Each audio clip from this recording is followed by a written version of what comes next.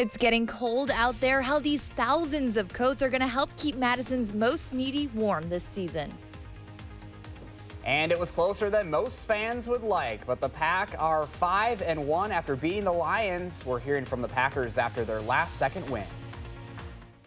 From the Channel3000.com Alert Center, this is News 3 Now this morning. Hello, everybody. Thanks for joining us on this Tuesday morning. It's October 15th. I'm Susan Simon, filling in for Leah Lynchide. And I'm Josh Breiter. We're happy to have you back again. Made it to day 2.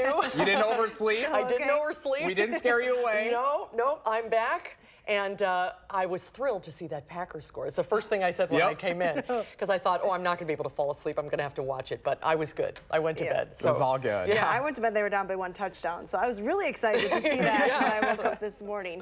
We have a little bit of a change in the weather department. Some areas in southern Wisconsin have probably heard a little bit of thunder already this morning. We've had a few light showers pushing through the area, generally moving pretty quickly. So the risk for real heavy rain is pretty limited today, but there is that chance for some showers. Temperatures are actually climbing right now. We've already hit the low for the morning. We're up to 46 here in Madison, 44 in the Dells. Even Janesville is in the 40s right now. Take a look at your temperature trend. Again, we're going up from here into the mid-50s this afternoon. Winds will shift to the west and eventually northwest and become pretty strong later today into tonight. We'll talk more about those winds coming up in Maine weather. Let's get you up to date on those traffic conditions now this morning. A few delays inbound on Park Street at this hour, but nothing that's going to add any time to your commute just yet. No other accidents around the region, so still traveling at posted speeds. And that's your first alert traffic. Yeah, it always kind of stinks having to drag out the umbrella again, but... I know, especially after the weather that we've had, but yes. Not too bad today.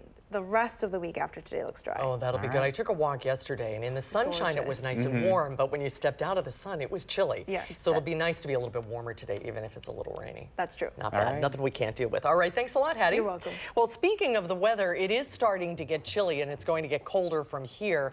So we can sure feel it outside. Yeah, which is why it is the perfect time to start our Coats for Kids distribution, which actually begins today. Keely Arthur joins us live at the Community Action Coalition on Madison's East Side with everything we need to know. Good morning, Keely. Good morning, Josh and Susan. Yes, for the past few weeks, Clinky Cleaners, News 3 Now, Magic 98, and the Community Action Coalition have been collecting donations, and look at what they have done. Thousands of coats, gloves, scarves, and hats will go to our area's most needy. And here to speak about this a little bit more is Bridget Weber. She's with the Community Action Coalition. Bridget, so many people are going to be helped, but so many people in our community helping. Talk a little bit about the volunteers. Yeah, the volunteers, we have so many people from different companies and organizations that are coming in to help us in like teams of 5 to 10 people to 15 people. So we're just so grateful for all the community support. And all of those people have led to so many donations. Talk a little bit about the story behind some of this. I know that we kind of have a few hats on display. What about the woman who stitched all those together? Absolutely. Yeah, we had this anonymous donation last week. This woman spent the last year making all of these hats. Oh, she brought in over 100 hats that she had spent the entire year knitting. And that's like other senior centers and mental health institutions are also coming together and knitting hats and scarves for us all year. That's amazing. That one woman going to keep hundreds of little heads warm and very stylish this season, might I add. And we have all those distribution details up on our website. Distribution begins today and lasts through the beginning of November. I'll send it back to you, too. Boy, and thanks to everybody who helped us this year. To see them all laid out like that, it's awesome. Yeah, it's really amazing to see. Keely Arthur reporting live. Keely, thanks. 6:04 right now, and we continue to monitor breaking news in the Channel 3000 Alert Center overnight. A man is recovering at Mercy Hospital after being stabbed and beaten in his home in the village of Clinton. Police were called to Milwaukee Street last night, where they found an 18-year-old man who was stabbed and beaten over the head with a gun. The victim says 2 masked men forced their way into his home, but both ran away before police got there. Clinton police are still looking for both men. Today marks 1 year since Jamie Kloss was kidnapped after Jake Patterson shot and killed her parents in their Barron County home. In the nearly 3-month-long search that followed, dozens of investigators from around the state and country ran on hope and not much else. Kloss was found 88 days later after escaping from Patterson's cabin in Douglas County, where he held her against her will. She was forced to hide under a twin-size bed, sometimes without food, water, or access to a bathroom. Today, life is back to its regular routine in Barron County, if you can call it that. I think there's a new normal, and what that is, the definition of a new normal is we're more cautious as a community. Jake Patterson will spend the rest of his life in prison with no possibility of parole. Sheriff Fitzgerald says he wants everyone to not forget those children who haven't come home. Right now, the National Center for Missing and Exploited Children lists dozens of names from Wisconsin, including some from our area. The Center for Jamie's Story says Jamie's story is a reminder of the importance of keeping those names and pictures alive. A woman accused of shooting and killing a man in Sauk County is being held on $500,000 cash bond. She was in court yesterday. Christopher Lytle's body was found in a field 2.5 weeks after he was killed. Prosecutors say Amber Lundgren shot Lytle in the back of the head while he was on his knees facing away from her. But Lundgren says he attacked her and she was acting in self-defense. The gravity of this offense is high. The acts were of the most violent character, and the strength of the evidence is strong. What I expect as this case unfolds is that the evidence will show Ms. Lundgren acted in legitimate use of self-defense. Ms. Lundgren appears by video. Lundgren will be back in court again next week. It is 6:06 right now. Assistant Police Chief Vic Wall will continue serving as Madison's interim chief as the Police and Fire Commission begin the search for a permanent replacement. As part of the process, the PFC was required to officially name an acting chief. The 5 board members unanimously voted to name Wall, who had been already performing the duties since former Chief Koval retired 2 weeks ago. The other 2 assistant police chiefs told the PFC they did not want to be considered. Since Wall is not considering applying for the permanent chief position, it's quite possible Madison's next chief will come from outside the department. Wall says he will do whatever he can to help the board make its decision. We have a very good progressive police department and a lot of unique things about how we do things and what we do, and I think it's important for me to be able to share with the PFC as much as I can what those things are and sort of some of the traits and characteristics that they might want to look for. There is no set timeline on this process, but the recruitment process between Chiefs Ray and Koval took about 7 months. Madison police are looking for a suspicious person this morning who they say followed a 12-year-old girl in his car and asked her questions yesterday afternoon. Just before 2:30, a man in his 40s with a gray beard driving a brown suburban-like SUV with a lot of junk in it stopped on Olin Avenue near the Goodman Pool and asked the girl where the nearest dog park was. The girl pointed and kept walking, but police say the man kept driving along, shadowing her. Police say he asked questions about where she was coming from and where she was going, and then left. The girl made it home safely. The chief of the UW-Madison Police Department is apologizing after a tweet about the football game over the weekend received negative reactions. Chief Kristen Roman says this picture was tweeted out on Saturday and was captioned, quote, "It's Saturday and you know what that means, game day." The chief says she understands why some in the community were leery about the post. In a statement, Roman said, in part, "I am all too familiar with the strained trust communities of color in particular have when it comes to police. Along with UWPD, I remain committed to continuing to build genuine and enduring trust across the community we serve." In more local news, Prairie is doubling its number of polling places this year. Last year, people were waiting in line for up to 2 hours to vote, which the city says is unacceptable. With the already long wait times, in addition to the rate at which Prairie is growing, the city knew that something needed to be done. By doubling up from 4 to 8 polling locations, they're hoping to encourage more people to exercise their right to vote. I believe the federal goal is no longer than a 30-minute wait, and we'd still like to be well under that.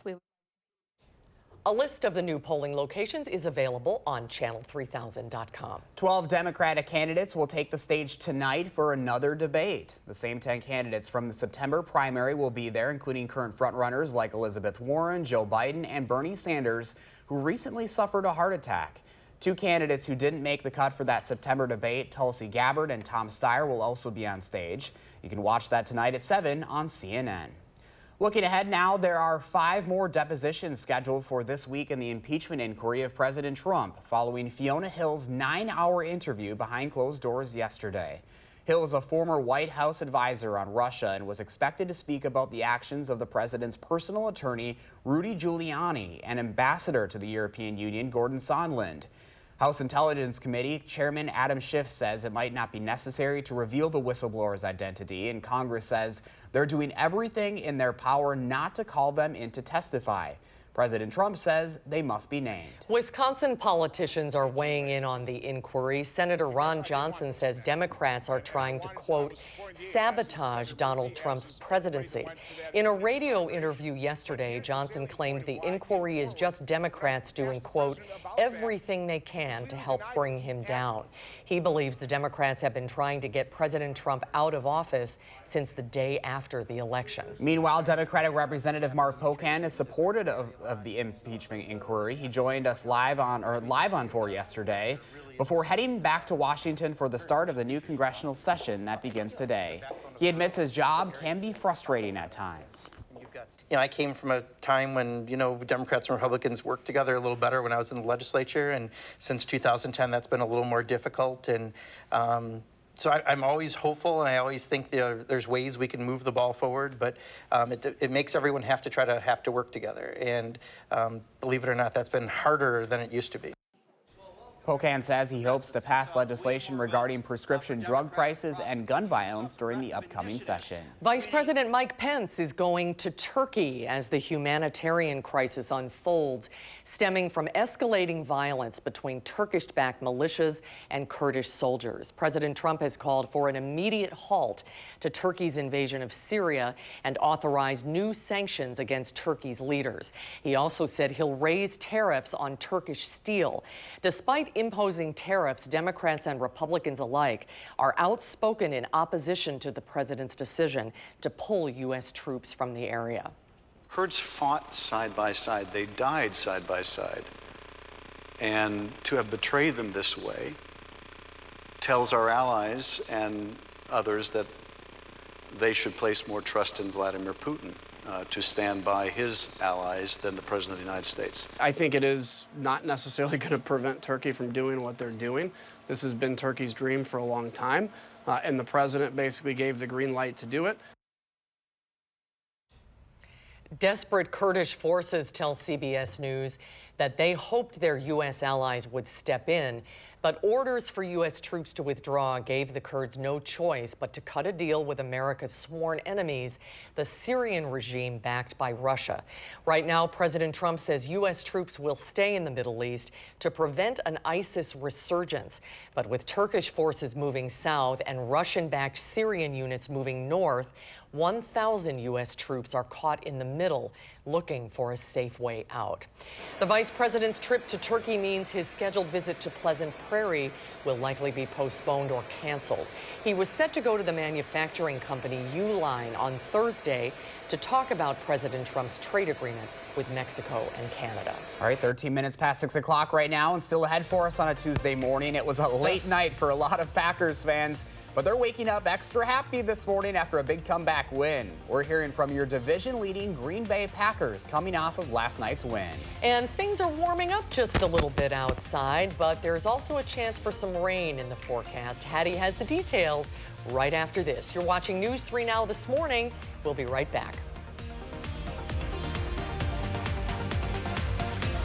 This portion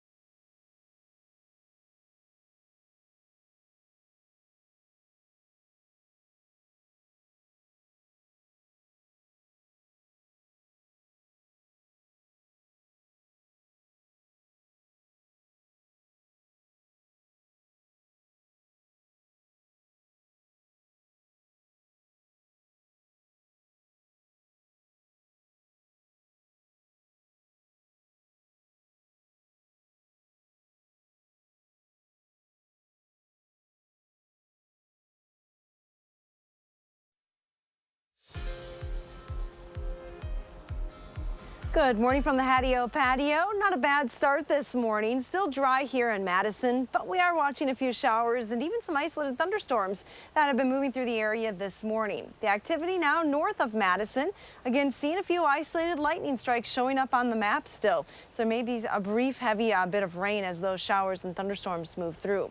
Overall, though, there's not a whole lot of activity on the radar map this morning. A few scattered showers and isolated thunderstorms for the state. Not a whole lot happening to the west. With the storm system pushing through the area today, though, we'll keep quite a few clouds in the region. And we are definitely seeing that cloud cover here in Madison early this morning. There are some breaks in the clouds, though, further back to the west in Iowa. So can't rule out even just a little bit of sunshine for the afternoon. Overall, the chance for rain is pretty limited today, but it continues right into the evening. Our temperatures have been warming already this morning. We're up to 46 here in Madison. It's 48 in Platteville and 47 in Monroe and Prairie du Chien. So a little bit warmer than it was this time yesterday. Little breezy though right now. We have a southeasterly wind around 8 to 15 miles an hour. As a cold front moves through the region, those winds shift to the west and they start to increase tonight. It is going to be quite windy late today into tonight with those winds around 20 to 25 miles an hour. The winds are expected to stay strong through Wednesday morning, but diminish late in the day. Here's a look at your future track forecast model. Again, a pretty cloudy start to the day. The showers this morning into the afternoon, pretty scattered, so not everyone is going to see that rain. High temperatures will climb into the mid-50s. Our forecast then for tonight calls for clouds, a chance for a few showers even overnight, but by tomorrow morning the rain threat comes to an end. Our precipitation amounts generally going to be less than 1/10 of an inch in most locations. Here's a look at your extended forecast then. We have temperatures that will be on the cool side for Wednesday. We're looking at highs only in the upper 40s. Again, those strong northwesterly winds will continue through at least the morning hours on Wednesday. A much quieter forecast settling in for Thursday and Friday with beautiful conditions. Highs will be right around 60 degrees. We stay in the 60s for the weekend. There's a chance for rain on Saturday, but I'll be honest, the next best chance for rain comes Sunday night into Monday, where we could see a better chance for some heavier rain across southern Wisconsin. Now let's get a look at those first alert traffic maps. We'll send it over to Jason Stone for all the details. Good morning, Jason. Good morning. Some minor crowding on the Stoughton and Verona interchanges. Otherwise, all lanes on the Beltline are moving at the posted speed limit. All routes into Madison and around Dane County are clear. Expect delays on Verona Road at Highway PD later this morning. And no issues making your way downtown or driving on the Isthmus or campus at this time. With your first alert traffic, I'm Jason Stone. Hattie, thank you both very much. Well, the Packers are waking up at the top of the NFC North this morning after a comeback win over the Detroit Lions on Monday Night Football. How about that? It was a slow start for the Packers, who fell behind early, but they were able to make a last-second comeback. Ken Kozarowski has the recap from Lambeau Field. Well, it's not often a team can go -3 in turnover margin and still come out with a win, but the Packers, they made it happen. The green and gold erased a 13-0 deficit to come away with a 23-22 win off a game-winning field goal by Mason Crosby. The Packers held the Lions to 1 of 3 in the red zone to keep the team in striking distance. Jamal Williams made a triumphant return from his Week 4 concussion with over 100 rushing yards and a touchdown. He could have had 2 with this play with a minute left, but he decided to sacrifice for the team. I thought about it so bad. I wanted to. But I'm like, do what's best for the team. That's why I just sat down on it. With no Devontae Adams and no Geronimo Allison, it was the undrafted receiver Alan Lazard who made the biggest play of the night, a 35-yard touchdown catch that, according to Next Gen Stats, had only an 18% catch probability. Yeah, I told him to throw it to me every play, but he didn't listen.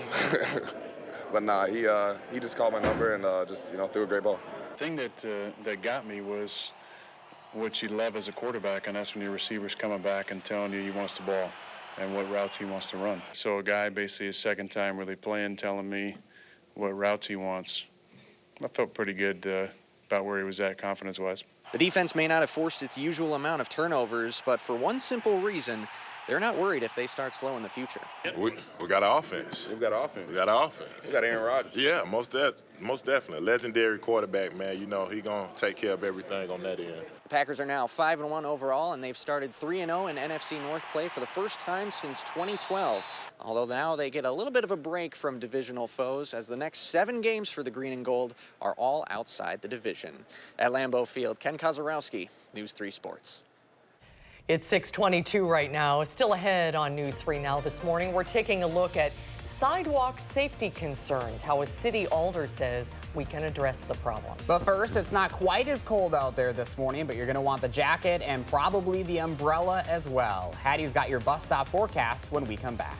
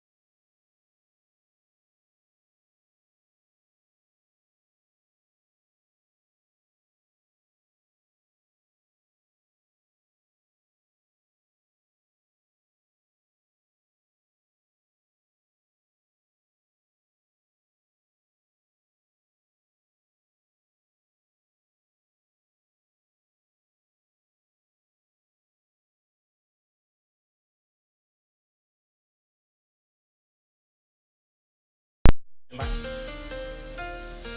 6:25 right now on a Tuesday morning, a little different than it was yesterday. We had that sunshine, but still not too shabby out there. Yeah, not too bad. There is some rain at the airport right now, so some rain across parts of the area. Take a look at our current conditions this morning. 46 here in Madison. Again, that rain at the airport. Dry here at the station, though, on the west side of town. Still pretty dark outside. Sunrise officially at 7:11 this morning. Take a look at the radar map, and you can see exactly where some of those showers are showing up this morning. They're moving through pretty quickly. So moving off already to the north and east. Isolated lightning strikes, though, popping up here and there. So you may hear some rumbles of thunder. Take a look at your temperatures this morning. 46 in Madison, 43 in Watertown, 46 in Mineral Point, and even 48 in Platteville. These numbers are a little bit warmer than they were this time yesterday. We were closer to the freezing point. So not quite as chilly, but we're losing a lot of that sunshine today. Again, a chance for an on and off shower, even into the afternoon, but most areas likely remaining fairly dry. 56 is our high later on today. Have a wonderful Tuesday. All right, Hattie, thank you so much. People are sharing their concerns about pedestrian safety along East Washington Avenue following a crash that killed a pedestrian last week. Alder Patrick Heck, who represents the area, says in order to make it safer, the amount of drivers on the road needs to be addressed. He says he's gotten at least 100 emails about traffic matters and doesn't see those concerns slowing down anytime soon, but says a couple of measures could be helpful. I hope that things like mass transit, bus rapid transit in particular, and additional traffic calming and safety measures for bicyclists and pedestrians can alleviate some of that.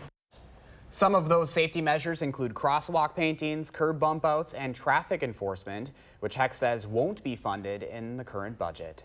6:27 right now, and still ahead for us. We've got the top 3 things you need to know this morning before you head out the door. And we're hearing from our Killy Arthur about the first day of distribution for our Coats for Kids campaign. That's coming up next on News 3 Now this morning. We'll be right back.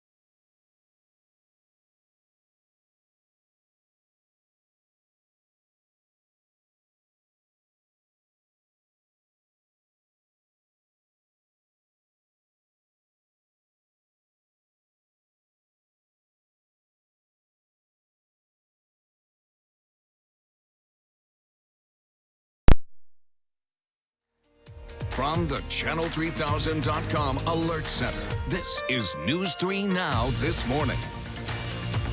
Good morning, everyone, and thanks for staying with us on this Tuesday, October 15th. I'm Josh Brighter. And I'm Susan Simon, filling in this week for Leah Linscheid. We'll get an update on Hattie's forecast in just a second, but first, here are the top 3 things you need to know this Tuesday morning. Vice President Mike Pence is heading to Turkey as the White House tries to contain the fallout from President Trump's decision to withdraw U.S. troops from northern Syria. The president leveled new sanctions against Turkey and demanded an end to military actions against the Kurds.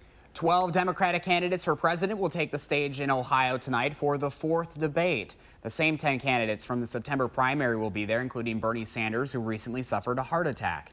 2 candidates who didn't make the cut for that September debate, Tulsi Gabbard and Tom Steyer, will also be on stage. You can watch that tonight at 7 over on CNN. And the Packers are waking up this morning at the top of the NFC North after eking out a close win on Monday Night Football over the Detroit Lions. The Packers fell behind 13-0 in the first half and trailed by 9 in the fourth quarter. But Aaron Rodgers saved the day, led the comeback, and Mason Crosby kicked the game-winning field goal as time expired. The Packers are now 5-1. They host the Raiders right here on News 3 Now on Sunday. Well, those are your top 3 things you need to know this morning, and Hattie's here now with what you need to know with weather and traffic. Kind of a chilly, rainy start out there for some Hads. It is in some spots, Josh and Susan. We do have some rain this morning and some isolated rumbles of thunder. The activity has been mainly north of Madison the last half hour or so, but there may be a few stray showers popping up elsewhere across southern Wisconsin this morning. Warm air is moving into the region. We've already hit the overnight low. Temperatures are warming. 46 now in Madison, 48 in Platteville, even 44 in the Dells. As you head out the door this morning, you might want to grab that umbrella. There are a few showers possible through the day. Amounts, though, are going to be pretty light. High temperatures will be in the middle 50s. Quite a few clouds, especially through the morning hours. Here's a look at your first alert traffic maps. We'll see if anything has changed over the last few minutes. It is getting busier on Park Street as you head into the downtown areas this morning. Still no major delays, though, on the Beltline. Travel into Madison is still going at posted speeds. And that's your first alert traffic. All right, Hattie, thank you so much. Boy, timing is everything, isn't it? Really And is. just as the weather gets cloudy and chilly, it's perfect time to hand out some coats. Yeah, and that's what's starting today. Our Coats for Kids distribution begins, and that's where we find our Keely Arthur this morning live at the Community Action Coalition on Madison's East Side with more. Hi, Keely. Hi, Josh and Susan. Yes, that's right. For weeks now, News 3 Now and some other groups have been helping to collect donations that have come here to the Community Action Coalition. 4,465 coats have already been collected. And while the official donation period has ended, I have here with me Bridget Weber. And Bridget, you say that you're still taking donations. Is there anything that you specifically need? Yeah, absolutely. Kids coats is really what we're looking for. We get about probably 5 to 7 times of the adult coats as we do kids coats. So if you still have kids coats in your house that you are able to donate, that would be really amazing if you could still bring them in throughout the distribution. So many families in need using this service. What is their reaction when they're able to get their hands on a warm coat that will certainly help them through this winter? Yeah, a lot of people are so appreciative. You can tell that, you know, there's some relief that's happening when they can come in and get these items. It's just really expensive to buy winter gear for your whole family. So, you know, you can save that money and pay rent and bills and other things that you really need. So I think that it's a huge help for families to be able to come in. I know, and so many of you working so hard here, but you couldn't have done it without the businesses and the individuals that have helped donate as well. Tell us a little bit about that. Yeah, I mean, it's a huge community project. We get so many businesses coming in with teams to help us volunteer. We get so many individuals coming back year after year that really enjoy helping with the distribution. And then there's anonymous people who are just donating like hundreds of handmade knit hats and scarves and mittens. So it's really amazing. Thank you so much, Bridget. An amazing community effort here. And you heard her say, if you have a coat that would fit a kiddo, please come down here and donate it. We're at the Community Action Coalition off of Stoughton Road on Madison's east side. We have distribution details up on our website. Josh and Susan? Yeah, that need never stops, that's And for sure. thanks to everybody for all your support. We couldn't do it without you. Keely Arthur, live for us this morning. Keely, thank you. Thank you, Keely. Coming up in the morning sprint, we'll tell you about a product recall that may impact your favorite fast food stop. And some very exciting news for everyone here in the News 3 Now family. We'll tell you all about it when News 3 Now This Morning returns.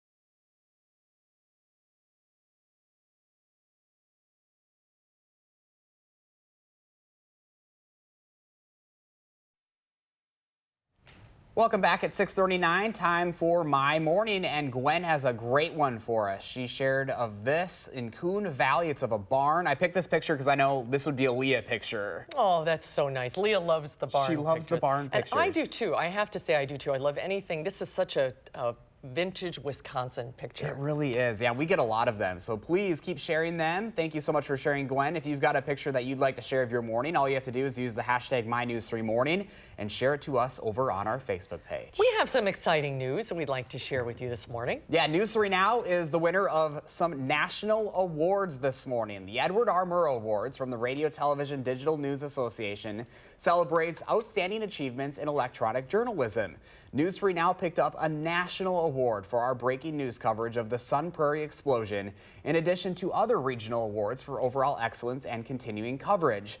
Our very own Leah Linscheid spends many hours each year putting together our contest entries and won one herself this year for a story about struggling dairy farmers. One of our producers, Chris Verheyen, accepted the award along with another producer, Melissa Bailey. Very exciting for Chris and Melissa, and they got to meet Juju Chang from ABC News as well. That is so cool. And all of you at home, you're part of, you won too. Congratulations, because it's your stories that win those awards. And Leah, I mean, she is so deserving of that too. She spends so much time on that. Like we always say, she's in at 2 o'clock in the morning. She's still here when you're here in the afternoon. When it's contest season, she is at 4:30 in the afternoon. So that's the understatement of the year. So just awesome. Good recognition Yes, there. next year, it'll be Leah's turn. There you go. When we come back, don't get your winter clothes out quite yet. Hattie says things could pop back into the 60s in the next few days. We just have to get through today, and then the rest of the week really looks nice. Her extended forecast is coming up next. But first, if you have a little kid turning 3 soon, please let us know so we can show their picture on TV. You're watching News 3 Now this morning. We thank you for that, and we will be right back.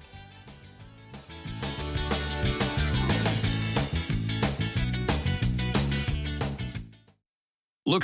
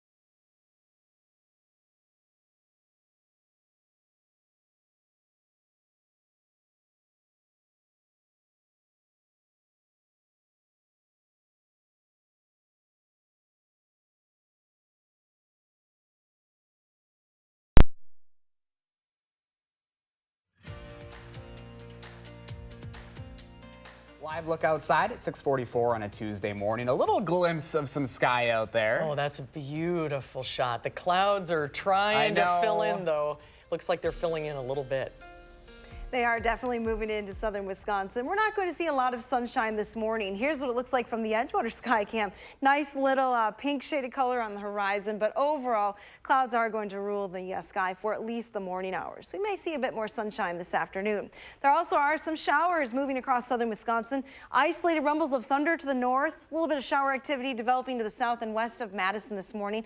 This is kind of activity that you can expect over the next couple of hours. Just generally pretty light scattered showers moving quickly through the area. There isn't a whole lot of activity further back to the west, so this isn't going to be a heavy rain event for us by any means. There is a storm system, though, that's going to track right across the state today. Now, out ahead of it, as some warm air begins to move in, that's where we're seeing the shower development this morning.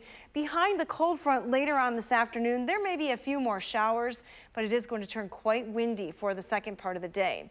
If you are flying today, looking at the major airports across the country, no flight delays right now, which is always good news.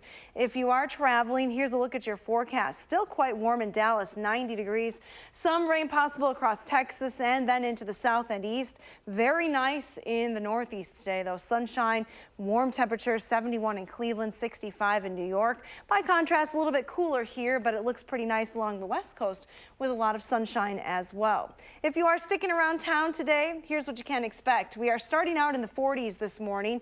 South winds right now will be shifting to the west a little bit later on. We've already hit the low for the morning. Temperatures are in the 40s right now, 44 in the Dells as well as Watertown. Janesville is at 43, a little bit warmer in Mineral Point with 46, and that's where we are here in Madison as well. Take a look at your future track wind speeds. Again, a south wind this morning. As a cold front moves through, those winds will shift to the west later on today, and they'll be increasing. So by this evening, we're looking at pretty breezy conditions. Those wind speeds increase overnight to 15 to 25 miles an hour. Some may gust even higher than that. So it's going to be a windy start tomorrow morning with that northwesterly wind. Winds stay strong through the morning hours, but then begin to die back by late on Wednesday. Here's a look at your future track forecast model. Doing a pretty good job showing you the clouds in place this morning. Really underperforming a little bit on the rain, not showing a whole lot of rain, but there is a chance for a few showers here and there. Temperatures will climb back into the mid-50s this afternoon. Behind this storm system, there may still be some wraparound showers lingering for southern Wisconsin, especially areas north of Madison overnight. Temperatures should stay in the 40s, though. Rain amounts today are going to be on the light side. Most locations will pick up less than 1/10 of an inch. The rest of the week looks dry, windy and cool tomorrow, but then Thursday and Friday look absolutely gorgeous with highs back to 60 on Friday. Here's our Petwalk forecast. This is Fonzie and Monroe, kind of a sign of the season. All decorated there, 56. Not a lot of sun this afternoon, though. What do you think you'll need a raincoat at the bus stop, or probably? It's really hit or miss, isn't it? Yeah, you can probably dodge the raindrops if you want today. Oh. My kids, your choice. My kids will say, "Ma, we don't need a rain jacket." Yeah, because then you have to lug it around all day, right? All right, Hattie. All right, thank you, Hattie. You're welcome. The morning spread is up next, but first here's Tony DeCopel with what's ahead at 7 o'clock. Good morning, Tony. Good morning. Ahead on CBS this morning, the push for a ceasefire between Turkey and Kurdish forces in Syria. We'll look at the stakes for the U.S. and attempted damage control effort amid growing criticism of the abrupt American troop withdrawal. Also, selling cars with unrepaired recalls. We investigate the major national retailer putting potentially unsafe vehicles back on the road and what you can do to protect yourself. We'll see you at 7.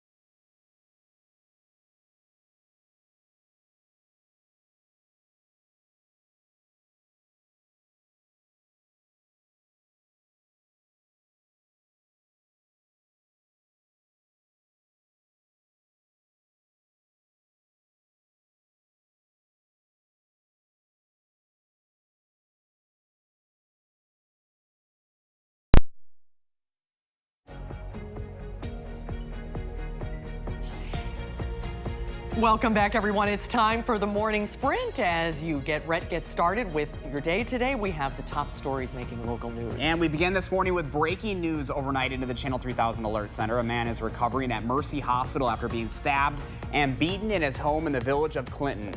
Police there were called to Milwaukee Street last night, where they found an 18-year-old man who was stabbed and beaten over the head with a gun.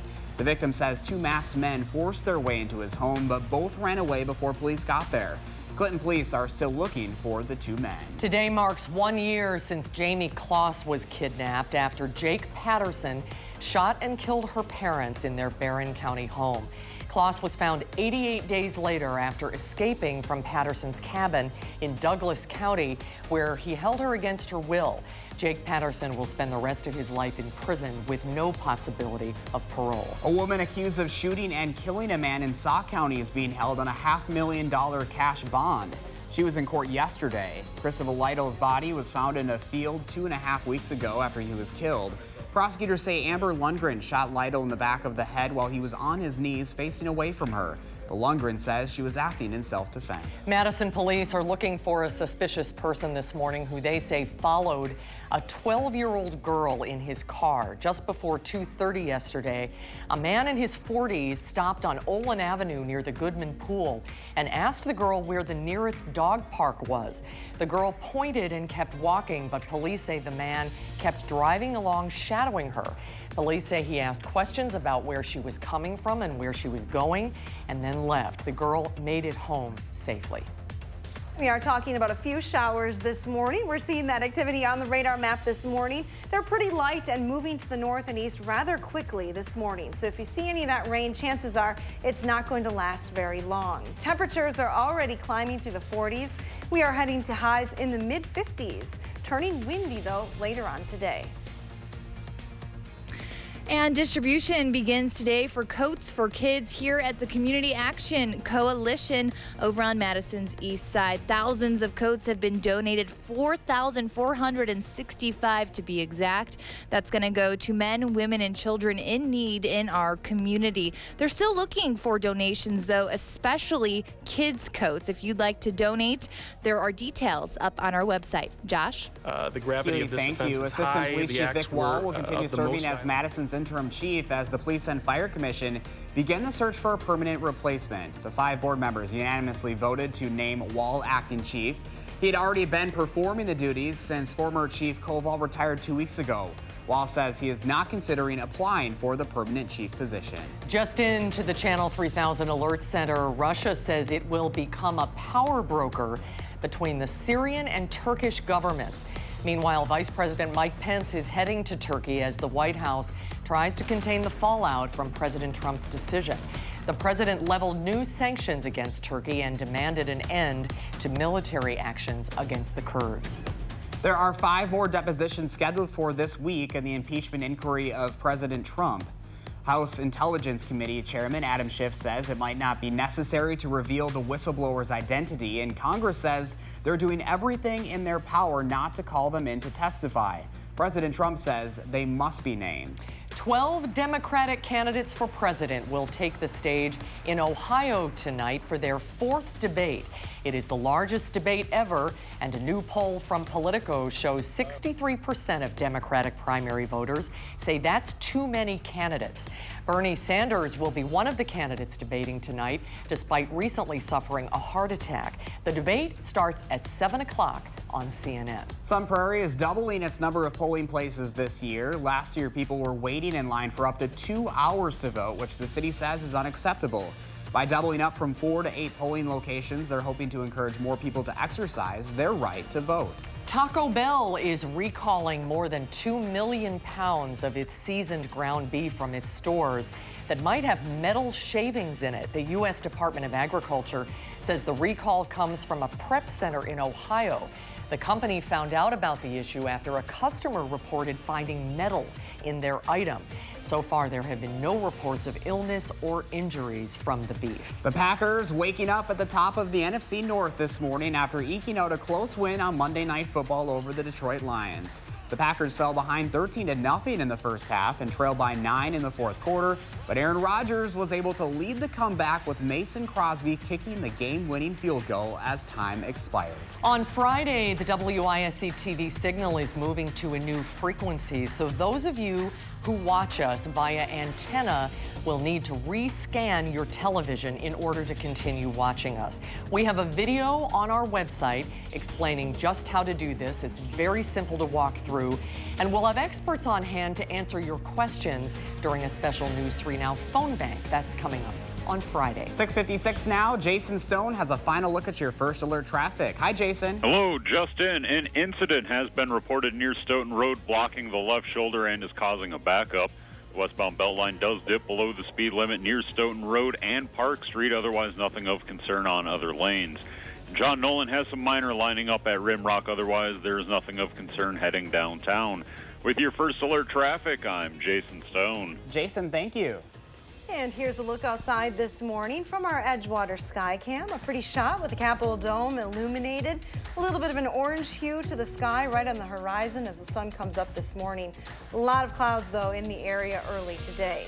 A few showers are expected as we go through the morning into the afternoon, but high temperatures will make it back into the middle 50s. Kind of a windy, cool day tomorrow with highs in the 40s, but a nice end of the week. We're back to 60 by Friday. All right, Hattie, thank you so much. And thanks for joining us, everyone. That's two down. You made it. You made it. Make it a great day, everyone. We'll see you back here tomorrow.